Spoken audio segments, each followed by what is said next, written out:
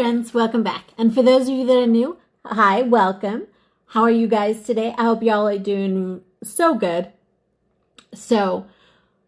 And by the way, my name is Elizabeth, and this is Makeup and Books. So I am not a makeup artist. I'm self-taught, but I am working on getting my makeup artist certification. Also, what I normally do is I do my makeup while I talk about a book or a book series that I really enjoyed.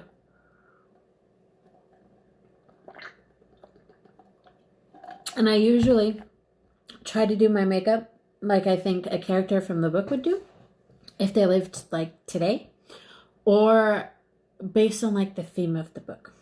And I say usually because today I'm not going to do that. Today I'm just going to do my makeup while I talk about a book that I found that I really enjoy. Oh, what did I just drop? Oh, that's what I just dropped.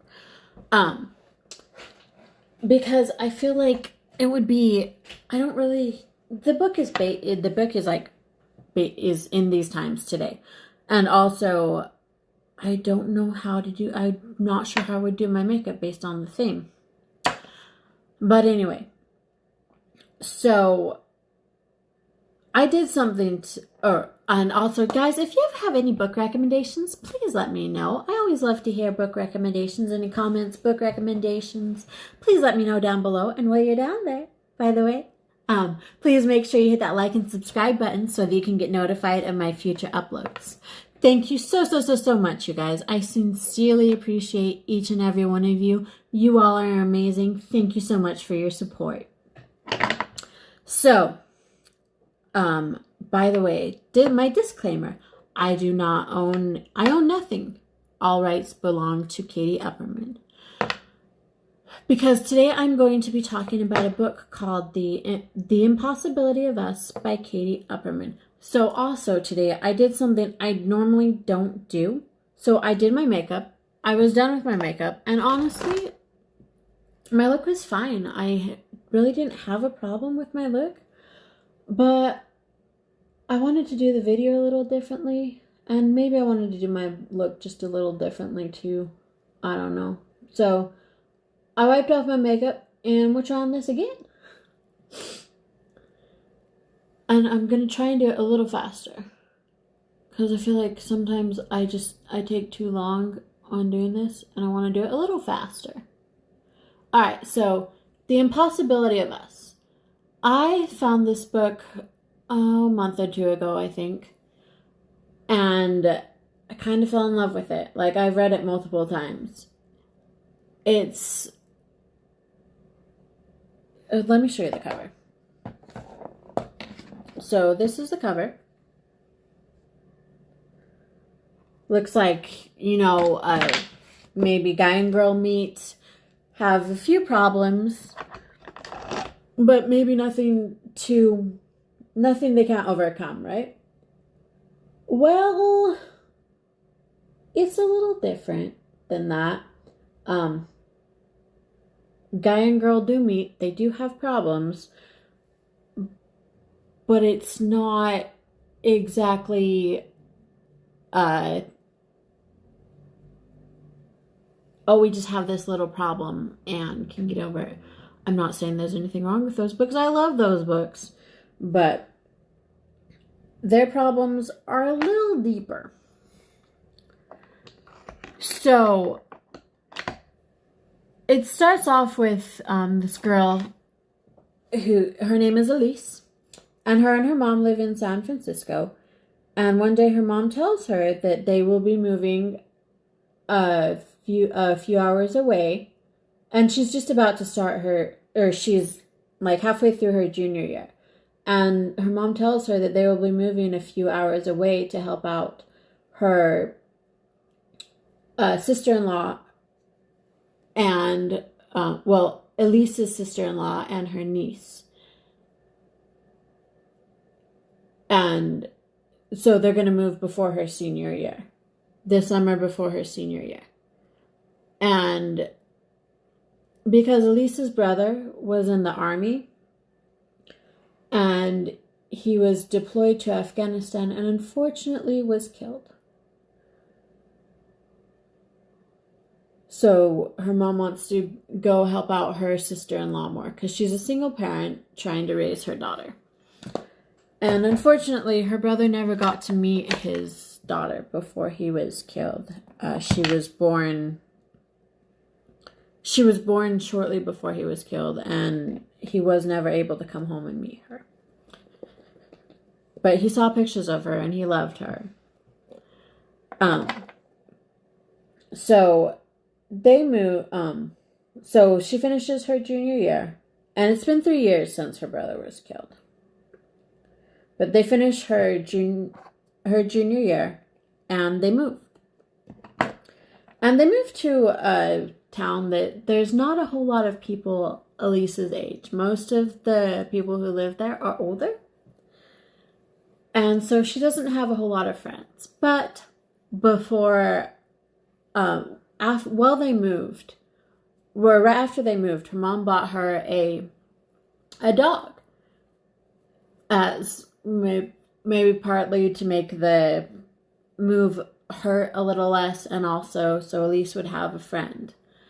And I mean, Elise spends a lot of time with Janie, and Janie is her niece, and Audrey is her sister-in-law, and she's able to spend a lot of time with them, and she babysits Janie while Audrey is working a lot. And so, but she gives her this dog, and the dog's name is Bambi.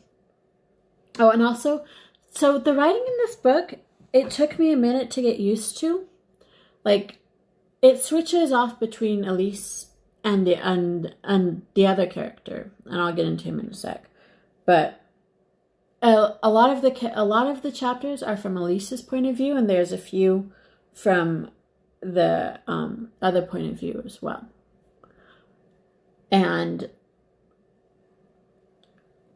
But so her mom gives her, and the other point of view, it's like, so Elise's point of view, it's like regular novel writing. The other point of view, it's more like prose-ish. And I wasn't sure I liked that at first. Like, honestly, when I first saw the writing on one of his chapters, I was almost done. I was almost like, no, I can't handle this. Because I don't know. I just like my books to have regular novel writing. But I kept going, and I like it. You know, it works. It definitely works for the book. Anyway, so she walks her dog every day down the beach in the morning, and one morning she sees a boy going into the surf fully clothed. He's tall, has dark hair, but this part of the beach is not a good place for swimming. The surf is extremely rough. Like, if you have a surfboard, you're probably okay, but the surf is extremely rough, and there's sharks.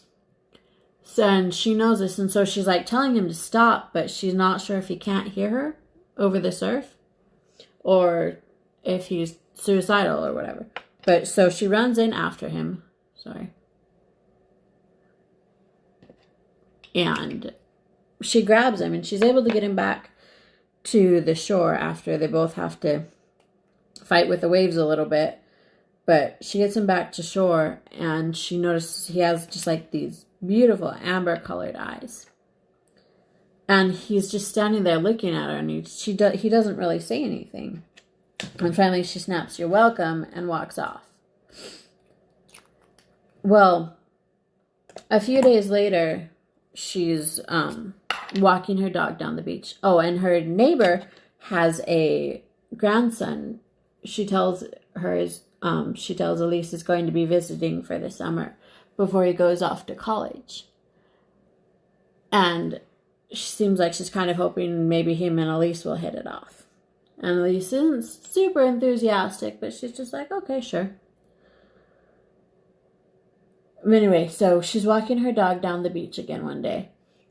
And she sees this guy, kind of walking towards where she is, and she at first doesn't really want to see him again, and so she starts to turn away, but her dog takes that decision out of her hands and runs over to him. And and at first she thinks he's mad at the dog, but it turns out he's just playing with the dog. And so they kind of start talking, and his name is Mati. I believe that's how you say it. I'm not positive. But I believe that's how you say it. Oh, and also Mati is a little bit of a writer himself, and he wrote about her after he first met her, and how she took his breath away, which is kind of why he wasn't saying anything. He might have also been a little embarrassed. But so from right when he saw her, she kind of took his breath away. And so they get to start talking, and seem to be hitting it off pretty well. And she notices he has an accent, and he tells her that him and his mom and his dad are home, or are there because his dad has cancer, and they've been there for about a year, and because America has better health care. And so they've been there for about a year, and after their treatments are done, though, they're going to go back home. Woof. Had some residue left on there. Whoa. Don't actually want to look like adult today. But, sorry. Anyway, so they're there to get treatments for his dad, and then once they're done, they're going to go back home. And she asks him where home is. He tells her Kabul, Afghanistan. Do you remember where the brother was killed? Yeah, he was killed in Afghanistan. So this shocks her a little bit. So she just kind of gets up and runs away, and he calls after her but lets her go. And then she meets her next door neighbor's grandson has arrived, and so she meets him. And the next day they go for a walk on the beach. And while they're walking, she notices that there's a piece of paper held down by a rock on the table that she and Mati were sitting at the day before. So she kind of makes up an excuse to Ryan, that's her next door neighbor's grandson's name, and tells him that she's got to do something. And so he leaves her. So he leaves her alone, and she picks up the paper, and he's written this note to her and telling her like that he was having a really good time with her, and he doesn't really understand why she ran away, and wonders if it has to do with his religion, his country, because he is a Muslim. But, or if it's him. And she feels really bad about what happened, because at least her brother had a very open mind. Like, he loved being a soldier. He loved being in Afghanistan. He loved meeting the people. And Elise tries to take after him in that way. She doesn't want to be closed-minded. Well, Elise's mother and her sister-in-law. Alright, so, I mean, I feel like it's understandable a little bit that they'd be angry, you know, at him being killed, and maybe have a little bit of prejudice against the people who killed them, who killed him. You know, they took away their son and husband. So, yeah, I can understand where the anger and maybe a little bit of prejudice comes from. But just because throughout the history of the world, I don't think there's ever been a time where, like, one religion hasn't been attacking each other or some part of the world, which does not make all people from that religion bad. You know, just because there are certain extremists who are bad, but that doesn't make the whole religion and the people who are part of that religion bad. That's also why I hate the news. I feel like you hear the bad things. You don't hear the good things, which is a tragedy, I feel. Because there are a lot of good people. There are a lot of good Muslims. There are a lot of good Christians. There are a lot of good Jews. There are a lot of good people. There are good people and bad people in every religion some people do terrible, horrible things, and other people are just out there living their lives and don't deserve the hate and stuff that gets spewed at them. But anyway, so Elise feels bad about how she treated him and how she ran off. And she sees him the next day. And they start talking again. And he's like, I don't. And she tells him why. She was like, you can. She's like, apologizes for running off. And he's like, it was your right. And she's like, well, and it's your right to call me a racist. And he's like, well, are you? And she's like, no, I don't think so.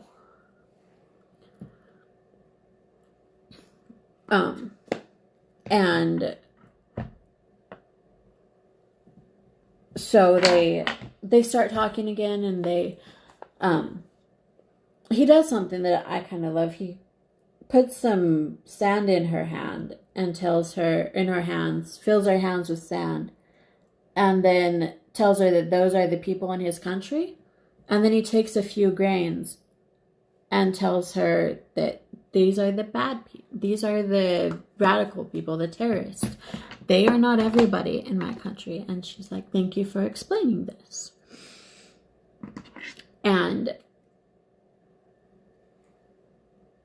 so they start talking again, and they form a friendship. And, well, they both feel a pull towards each other. They both feel a little bit more than friendship, but so I don't know a whole lot about the Muslim religion, but from what I understand, and if I'm wrong, please feel free to correct me, but I understand that, they don't really encourage dating, and because it can lead to sinful behavior, and arranged marriages are fairly common. Again, if I'm wrong, please feel free to correct me. But so her and Mati, they form this friendship, but they don't really touch or anything, because he kind of freezes up when they touch, just because he's not really supposed to think about girls. And she respects that, I mean, they both want more, but she's not going to push him to do anything that he cannot do. She's not going to push him to break his religion. But eventually, over time, and they form this friendship, and they both kind of keep it a secret, because Elise knows her mom is not going to like it. And Mati's mom is a little more traditional. His dad is a little more open and embraces our culture a little bit more. But his mom is pretty traditional, and he's not sure that she's gonna like him being friends with a girl. So they got sorry.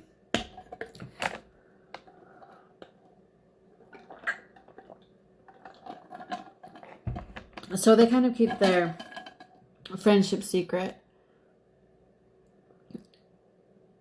But eventually, well, actually, Elise tells No, Elise tells her parents, tells her mom and her sister-in-law that she's made a new friend and that he's from Afghanistan, and neither of them like that because, like I said, they both have a lot of prejudice, and the mom's kind of a fearmonger and listens to all the anti-Muslim propaganda. And so she wants Elise to stop being his friend, but Elise is just like, no, I'm not going to stop being his friend. But she but they keep their friendship more down low. Eventually Elise, or Mattia, invites Elise to meet his parents, and she has lunch at his house, and Ryan, her neighbor's grandson. Oh, and by the way, so Elise thought that her neighbor might be hoping that her and the grandson would get together, but the grandson is gay, so that they become really good friends. And he gives her, before she goes over to lunch at Mattia's house, he gives her some tips on what to do and what not to do, because he has a friend who is Muslim. And so he's able to help her out with what to do and what not to do. And Mattia's dad seems really pleased to meet her. The mom, not so much. She's a little wary, and Elise knows that she's watching her. Like, not openly judging her, but, you know, watching her. And, hold on.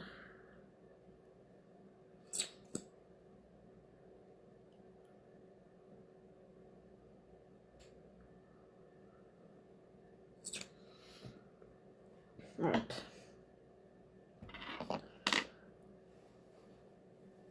But anyway, they have a pretty good lunch, and but she and the dad, he's fine with Mattia being friends with her. The mom not so much, but so they still kind of try to keep their relationship or their friendship a little just more low-key. And eventually it becomes more, you know, they both have had pretty strong feelings for each other from the beginning. And so they've been fighting him for a while, but especially because she doesn't want to tempt him to do anything that is against his religion, because he's followed his religion well, and he hasn't really thought about girls like that until he met her.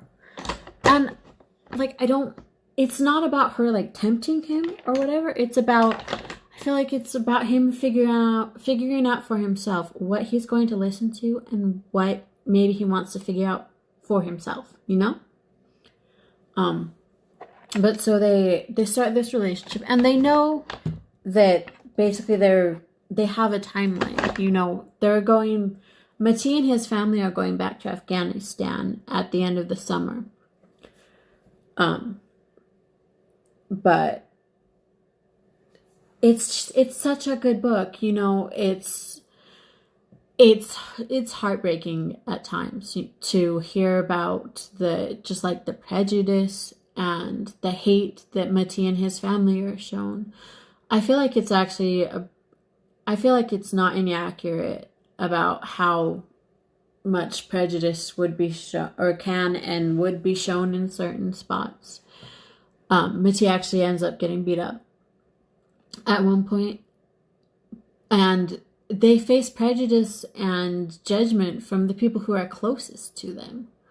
Her mom and her sister-in-law, his mom, I don't feel like his mom's not like hostile, but she is very traditional, and she wants Mattia to keep to his traditions. she's not sure how she feels about Elise.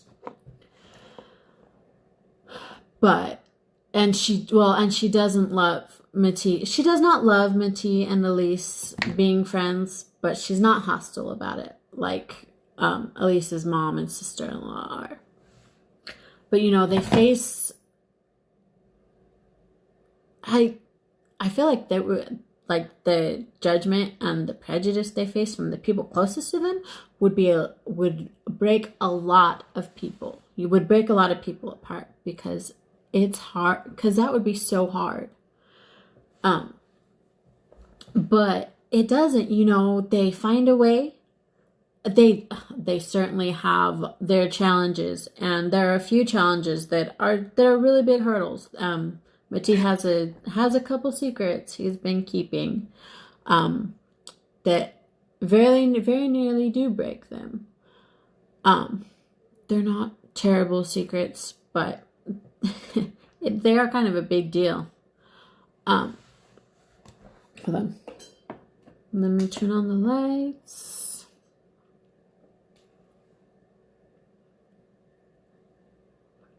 It's kind of a simple look, but I don't hate it.